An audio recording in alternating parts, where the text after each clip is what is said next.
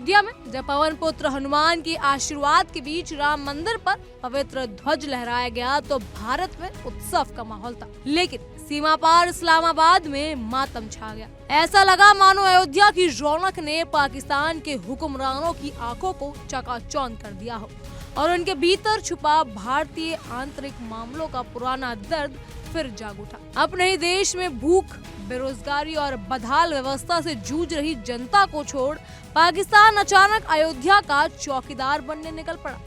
25 नवंबर 2025 को उनकी सरकार ने प्रेस रिलीज जारी कर भारत पर अब शब्दों की बौछार कर दी, जबकि हकीकत ये है कि उनका खुद का संविधान चरमराया हुआ है और न्यायपालिका सड़कों पर उतरने पर मजबूर है। पाकिस्तान की ये पुरानी आदत है कि अपने फटे हाल छोड़ दूसरों के मामलों में टांग अड़ाई जाए।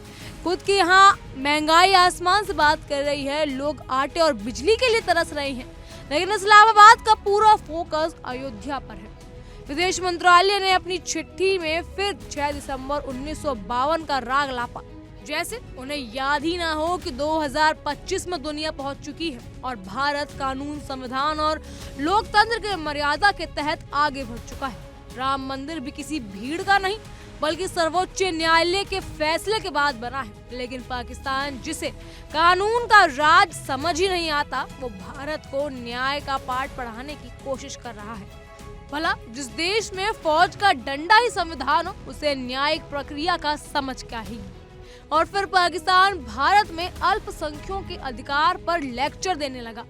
यही बात हुई जैसे 100 चूहे खाकर बिल्ली हज को चले। पाकिस्तान को शर्म आनी चाहिए कि वो भारत के अल्पसंख्यकों की चिंता करता है, जबकि उसके अपने यहाँ हिंदुओं की आबादी आजादी के वक्त जहाँ थी वहाँ से लगभग मिट चुकी है। वहाँ हिंदू बेटियों का अपहरण, जबरन धर्म परिवर्तन, सिखों पर अत्याचार, ईसाइयों पर हमला, ये सब कोई छिपी बात नहीं।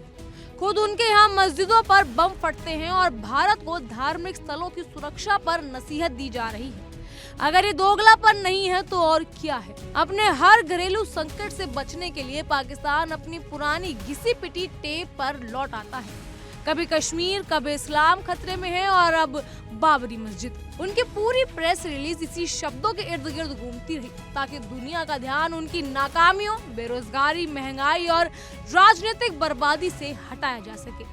वो संयुक्त राष्ट्र तक जाकर गुहार लगाए आए, लेकिन दुनिया आज भी जानती है कि पाकिस्तान की बातों की कोई विश्वसनीयता नहीं बची है। जो देश अपनी आर्थिक सांसें चलाने में असमर्थ हो उसे कोई गंभीरता से कैसे ले सकता है? भारत का राम मंदिर करोड़ों भारतीयों की आस्था का प्रतीक है और भारत का आंतरिक मुद्दा है।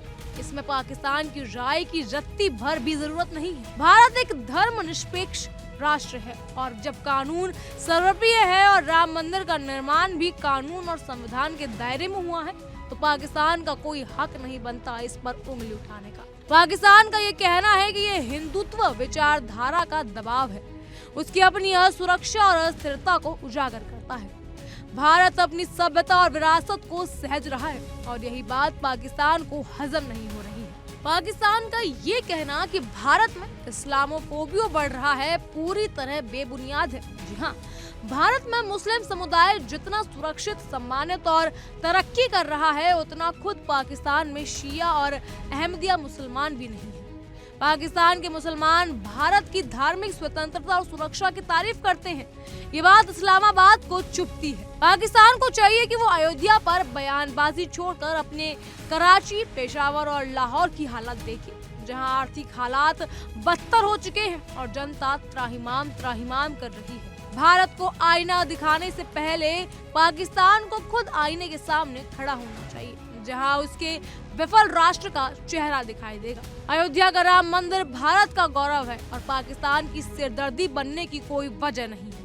भारत आगे बढ़ रहा है अपने विश्वास और अपनी ताकत के साथ और यही बात पाकिस्तान के हुक्मरानों को सबसे ज्यादा फकराती है। बहरहाल इन सब पर आपका क्या कहना है हमें कमेंट सेक्शन में जरूर बताइएगा। फिलहाल के लिए इतना ही। तमाम खबरों के लिए फॉलो कीजिए इंडिया डेली को।